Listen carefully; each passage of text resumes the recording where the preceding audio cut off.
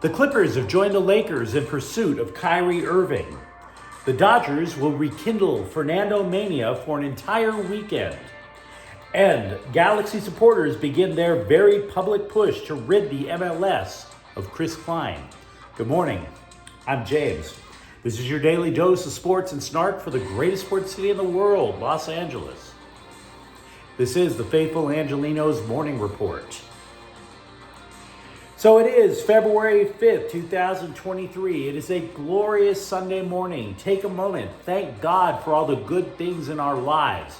Because if you look, there definitely are. Now, if you like the content we put out about LA sports, clickety-clack the like button. Clickety-clack the subscribe button. There's a notifications bell. Hit that. It'll let you know when we drop new content. Sharing is caring. Let people know we exist. And by all means, comment. May not be as busy as most sports days, but there's some good stuff to chat up here. So before we go through the news and notes, look at the scoreboard. New Orleans sank the Lakers 131-126. LeBron James scores 27 points. He is now 36 points from passing Kareem Abdul-Jabbar for the all-time scoring lead.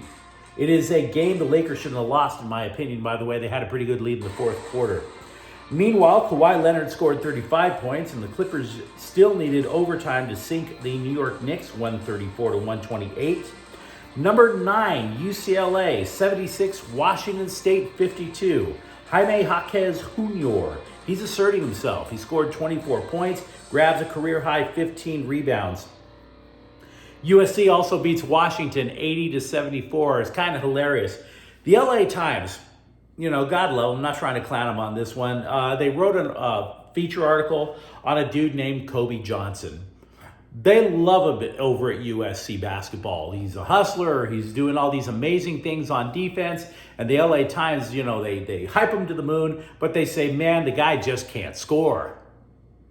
So Kobe Johnson drops 21 points on Washington last night. Well done, Kobe. Appreciate it. I see you working. Meanwhile, today, nothing. I guess they really want us to watch those Pro Bowl games or something. So let's get to the news. I pretty much spoke my piece about Kyrie Irving in yesterday's clip. I went through everything I could possibly think of yesterday. If you want more thoughts on Kyrie, take a look in yesterday's clip. But what I will say that's happened in the 24 hours since that clip, Adrian Wojnarowski of ESPN is reporting that the Clippers and Lakers have both reached out to the Nets about a potential trade. The market is a little larger than just Los Angeles. We also know that Dallas and Phoenix have called as well.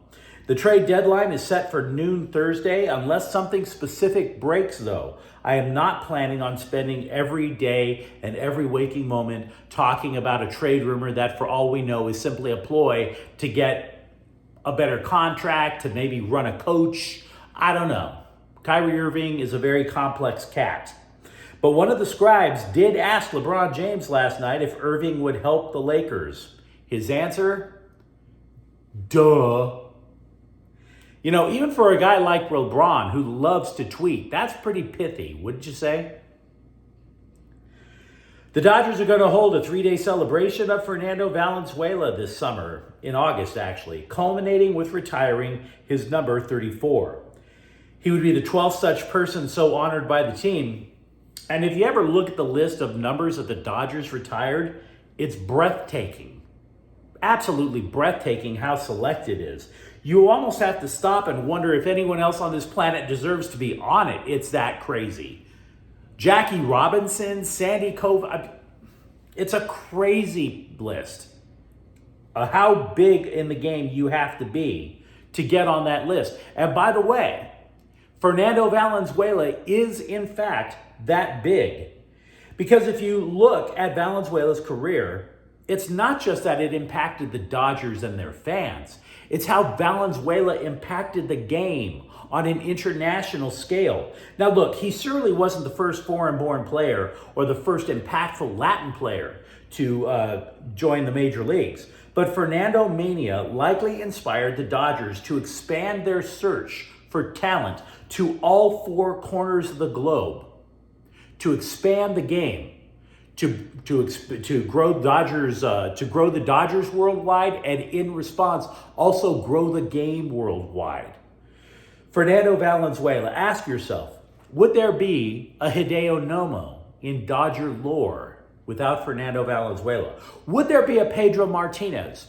Would there have been academies built by the Dodgers and then later other major league teams if it weren't for the fact that somebody found Fernando Valenzuela pitching in relative obscurity down in Mexico? Now, I was fortunate enough as a kid. I was Dodgers obsessed. I remember Valenzuela coming up to the majors as a late season call-up back in 1980. They only threw him out there in long relief because he was so young. He was absolutely dominant. He pitched 17 shutout innings. Even to a kid, you take notice of something like that. And you're sitting there going, why is this guy still in the minor leagues? 9, 10-year-old me is asking that question. I didn't know squat about how the interactions of Major League and minor league baseball worked. I just knew this guy was getting everybody out. Jerry Royce gets hurt in 1981, and all of a sudden Fernando is a surprise opening day starter.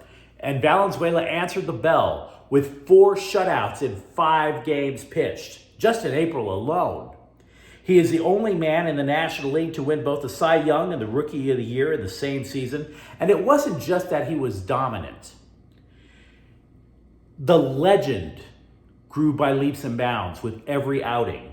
He had the right manager at the right time. Tommy Lasorda knew how to make a legend. He was always the salesman. I believe it was he who noticed that Valenzuela had this quirk in his windup. You know, he would always look to the sky right when his windup started.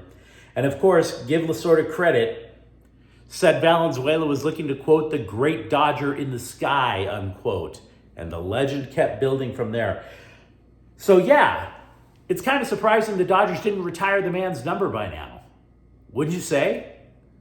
Valenzuela was a 6-time All-Star, a 2-time world champ, pitched a no-hitter, and won the Silver Slugger Award twice, which meant he could also hit. So it takes a lot to get your number retired by the Dodgers. A lot. And Valenzuela certainly worthy of that honor. LA also has signed midfielder Miguel Rojas to an extension. They acquired him from Miami in a trade. He'll earn another $5 or $6 million next year, I should say. And there's a club option for a third. I've been meaning to get to this. Last night was the first shot for LA Galaxy supporters to publicly show that they mean business about insisting the club get rid of President Chris Klein. Now, for the uninitiated, multiple Galaxy supporters groups asked fans to join them in a boycott over the club president. Don't go to the games, they ask.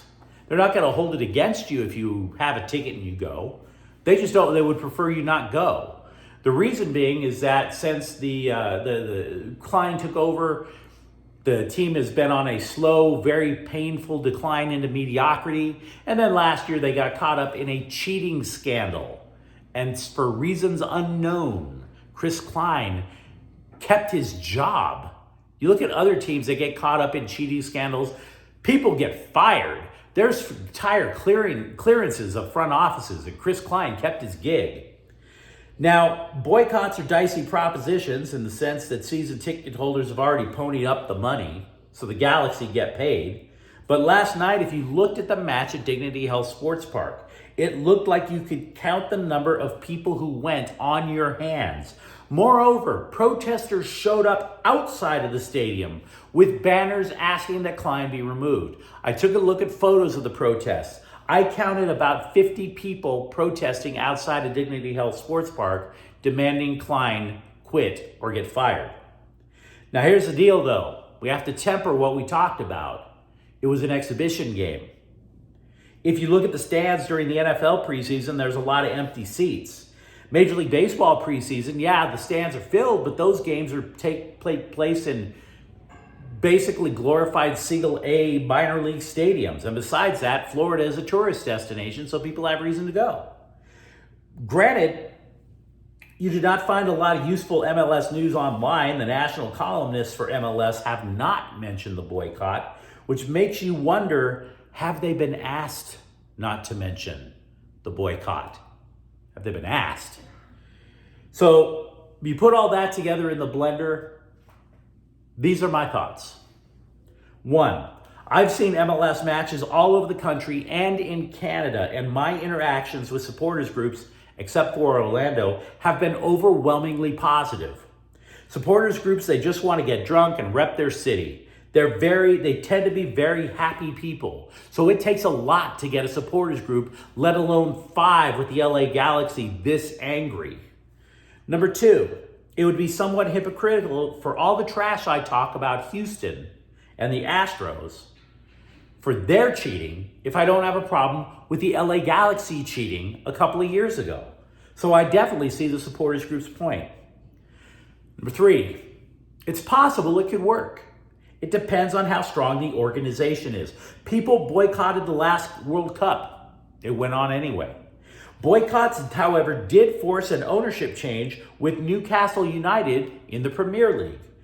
Fan protests, although not a boycott, kept an MLS team in Columbus, Ohio. The Crew were supposed to move to Austin, Texas.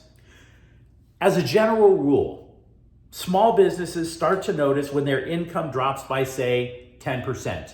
You look at a lunch rush at a restaurant. They actually notice the difference when there's, say, 10 people in line as opposed to just 9 people in line. They say it adds up. So if we follow that 10%, Dignity Health Sports Park holds about 27,000 fans. The Galaxy averaged 22,800 fans last year. Is it possible that if just 19,000 people show up, that would make a big enough difference? Maybe if the fans who are supposed to fill up Victoria Block, the supporters group section, show up outside of the stadium consistently instead of going inside, yeah, it is possible that they take notice in the LA Galaxy ownership. But I have one suggestion, for the supporters groups to consider, because I too have had enough of Chris Klein's act. I went to Kansas City and I watched the Columbus Crew play Sporting Kansas City. Right before kickoff, KC supporters lifted a tifo and chanted, "Save the Crew." Saving the Columbus Crew became a league-wide cause. So what I would suggest, maybe you ask the outside supporters groups. Ask for help. Hey, we want to win as much as you. We just want to do it the right way. Our guy got caught cheating. It embarrasses us. If we had won a bunch of games with cheating, that's at your expense. Can you help us clean house?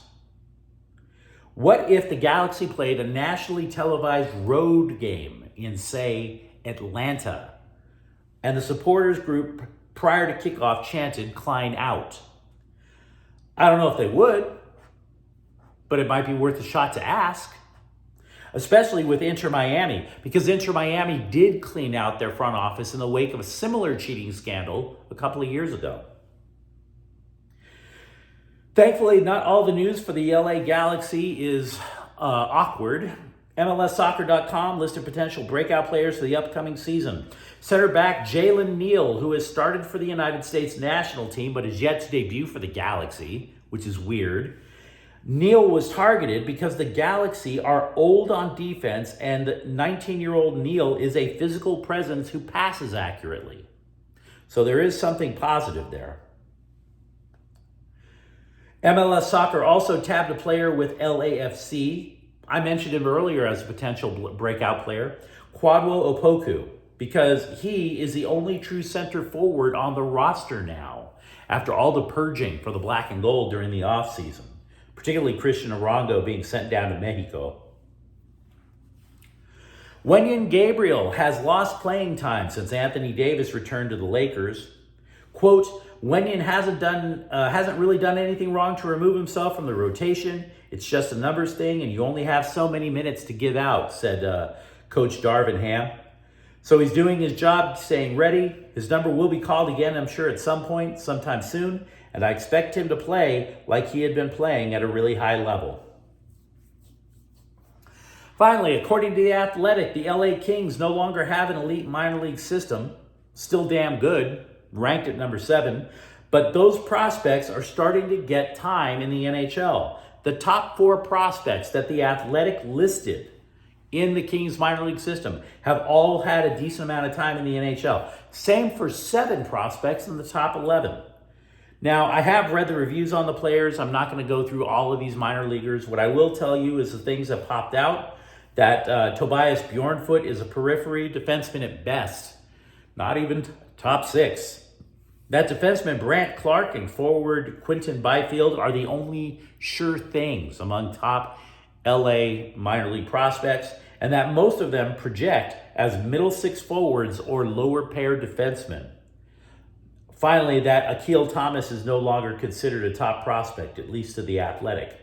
But let me know what you think in the comments thread. Let me know what you think about Kyrie Irving, about Fernando, about the LA Galaxy going after Chris Klein. And if you like the content, once again, don't forget to subscribe to Faithful Angelenos. We talk LA sports every day here. Thank you for watching.